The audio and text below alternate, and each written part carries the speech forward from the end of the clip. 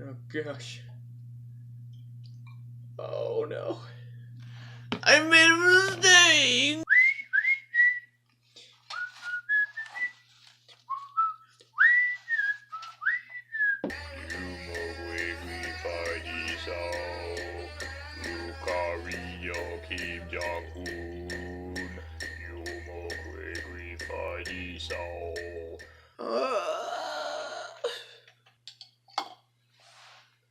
The ritual is complete, gentlemen. I'm starting my own bottling company to ensure a particular cat does not make me lose my deposit. Let's see if I can fit that in there. That would be a yes. 2 propellers, 1 bottle. Sounding like my next video. Am I right, ladies? Hello everybody, my name is Wookie, and welcome back to another very special episode of the Horizon TCG Showcase. Today, I have a very special guest with me, and that is... me!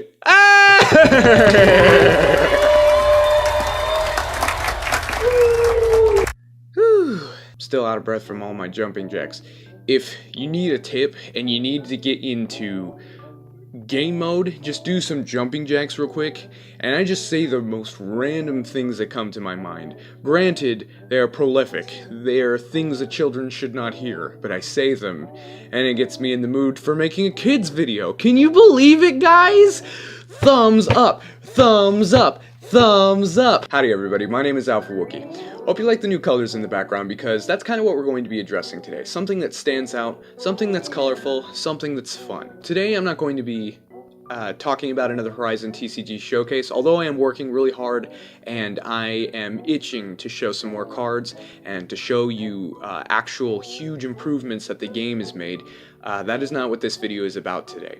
Today, I would like to title this segment as What Makes a Game. Let me explain what I'm talking about. Sometimes when we are creating our games, a lot of us are worried about what works, whether our game works, whether it's interesting or original, and whether or not somebody can easily cheat in the game. So like if there are flaws in the rules or in the cards and the descriptions that allow loopholes, that allow infinite combos, that allow turn 2 wins or things like that. We as developers worry about those kinds of things. But ultimately, while we're worrying about what makes a game work, we forget about one simple thing. If you were to pitch your game to a business company right now, how would you pitch it to them? Would you say that it was interesting? Would you say that it was original, that the arts looked fantastic, that the gameplay was solid, that the very essence of your game was breaking the ground of what we know about TCGs and what can be done? Would you say any of that about your game? A lot of us would. I would say that about my game. Not groundbreaking or anything like that, but that the things are solid. But ultimately, it's robotic. The one thing that should come first, before any of that else matters, is your game fun? Are your players having fun? I've done this before. I've created games that work phenomenally. The rules set each other up well, things happen, dice are rolled, one person wins by the end of the game, all the rules are followed, everything went great. I was smiling, looking at my playtesters, and the first thing that they told me was this game was boring. This game, let them play, it functioned, it was a machine, and even at some points, my players had to use their imagination to get around each other's strategies, but at the end of the day, it was grueling to finish the entire game. A lot of us like to think about the games that we'd like to play, and we think about how we would like to make our game somehow a bit more like those games. How Yu-Gi-Oh! Gameplay becomes so meta, how MTG gameplay is so beautifully complex, and how Pokemon exists. I don't know, what are you guys doing over there? And sometimes becoming fixated on complexities saps the fun out of a game. Have you ever seen the first 300 plus cards that MTG ever made? They weren't like the cards that we have today. You can see that the designers were more worried about making a game that could be played and have fun, and not making a game that is like playing chess with cards. Eventually, that's what MTG became, a beautifully complex game. But the game, people were already having fun with the game first. And then they figured out how to make it more complicated. Everything eventually evolves, it matures, it ages into what it is. And if we try to make our game complicated and tricky right now, then there's a chance that our game could flop. Any of our games could flop. I think sometimes we forget that fun can be found in the simplest places, doing the simplest things. That's why my belief is that if you want to make a game that is ultimately fun, focus on the fun. Make the core card set solid, and work on the fun. Then, in updates to the game, you can start adding more complicated elements that start piquing the interest of other players who are looking for more. Allow me to show you two things. I want to show you a game that is not fun, and a game that is fun. One of these games is complicated, and I made it. One of these games is simple, and everybody made it. This game I started developing around 2016 area. I started making it when I was pretty interested in Naruto. This game is a game that functioned. It worked. Everything about it worked. The rules worked. Nothing could be complained about that something wasn't fair, but it wasn't fun to play. So allow me to explain to you how this was played. So this is Naruto Uzumaki. See, okay, and first of all, I want to point out how much is on this card. This is the name, the HP, that's weakness, that's resistance, that's its elements, that's its attack power, that's the amount of items it can carry, and that's the amount of jutsu it can have. This is also its passive, this is its attack, and this is its defense, that's its victory point value, and that's its chakra value. Any questions? Of course you do, because that's too much on a card. So the way this game was played was that each turn everybody could set down one ninja. So there was a play board, 1, 2, 3, 4, 1, 2, 3, 4. Front was considered battlefield, back was considered support lane.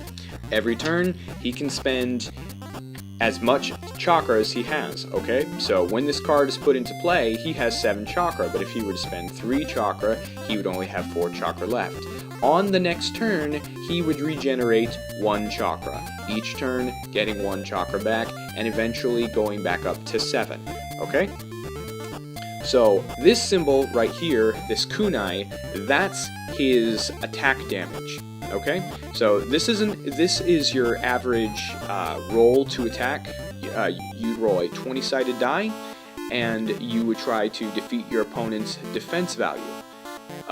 So if I could get another, I'll just get Sakura here. And all these arts were hand done. I put a lot of time into this. And all the more disappointing while it failed. Naruto's attack rating is 6. Sakura's defense rating is 18. So, in order for Naruto's attack to hit, I would have to roll a 12 on the 20-sided die.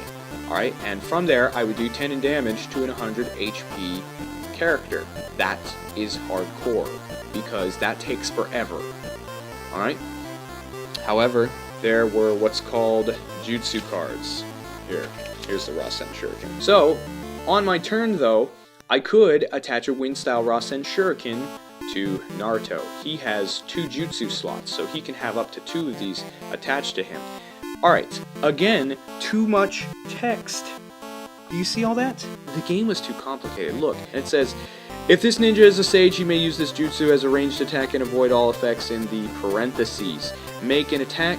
If that attack hits, this jutsu deals 60 in damage to that target and 30 in damage to all adjacent ninjas. Afterwards, make a save of 11 until you are unsuccessful. For every successful save, deal 10 in damage extra to the target and all adjacent enemies.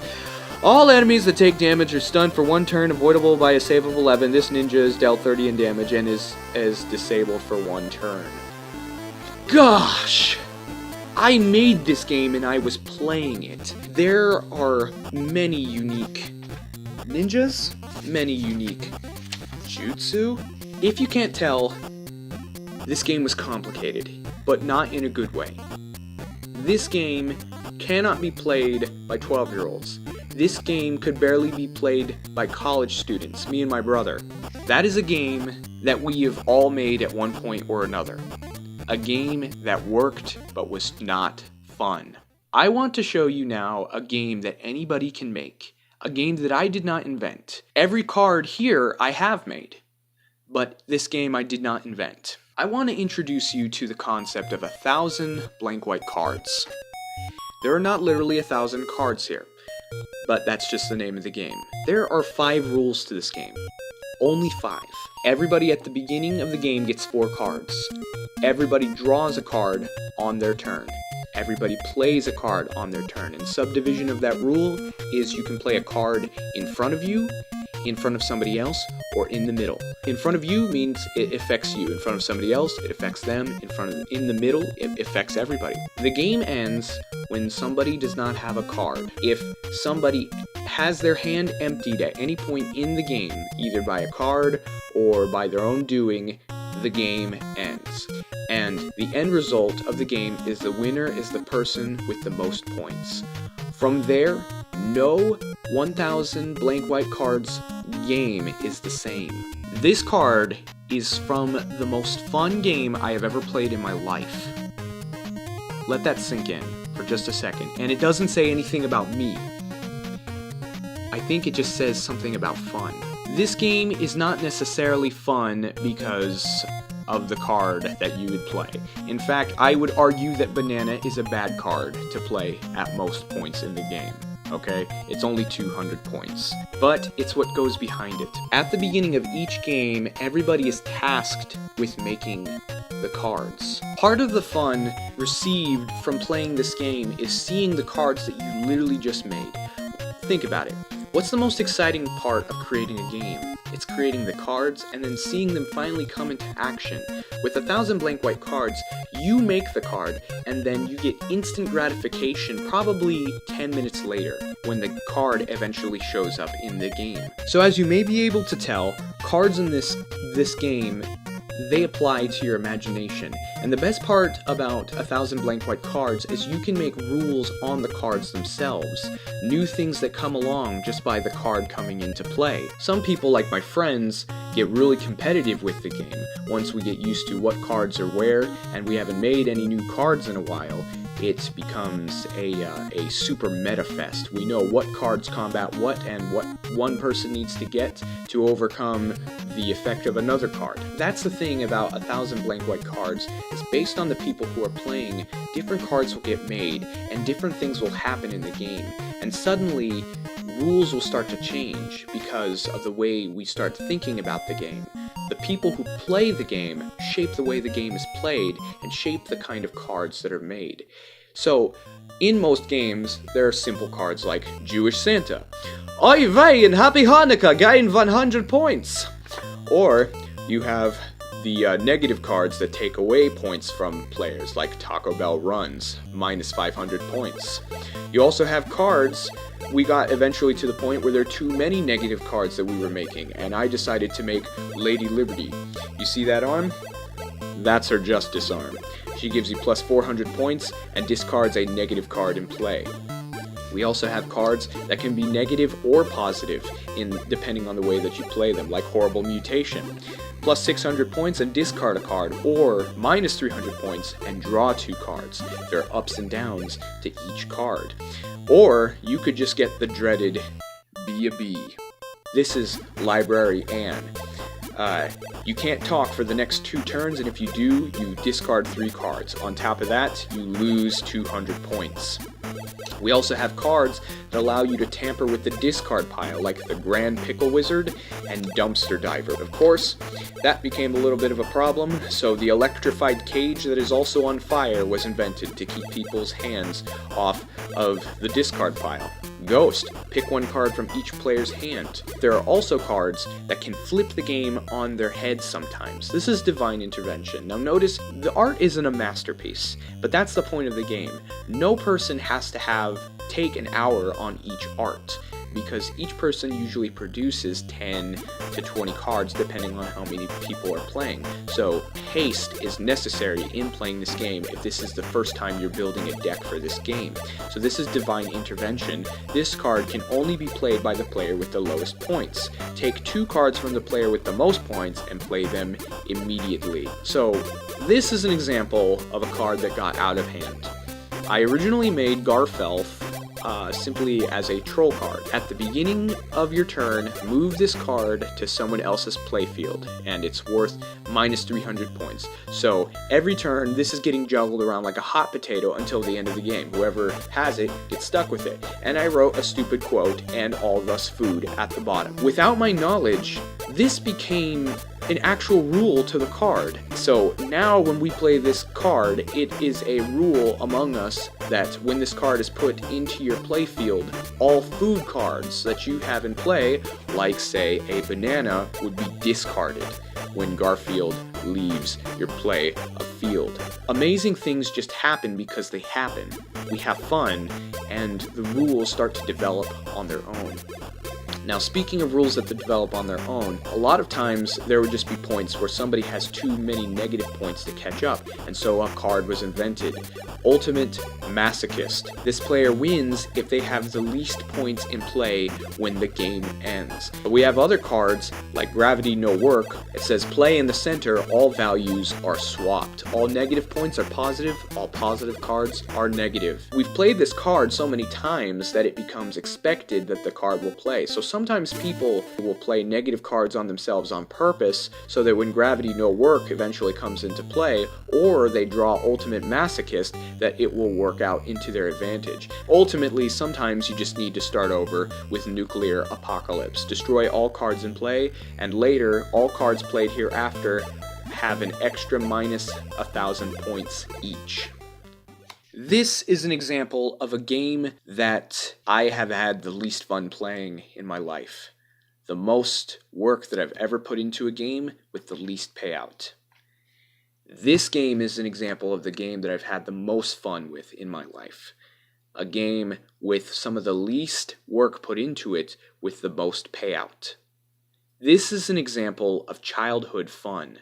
This is an example of overcomplication in TCG community. So, if you have one takeaway from this entire video, I implore you that you'd make it 2. One is that you eventually buy a deck of 1,000 blank stock cards and play this with your friends. Depending on who you play it with, it could probably be the most fun you've had in a long time. And number 2 is make sure that your game is fun. Make it more like 1,000 blank white cards and a lot less like Ninja War from 2015. Thank you guys for tuning in, and I'll see you guys in the next video.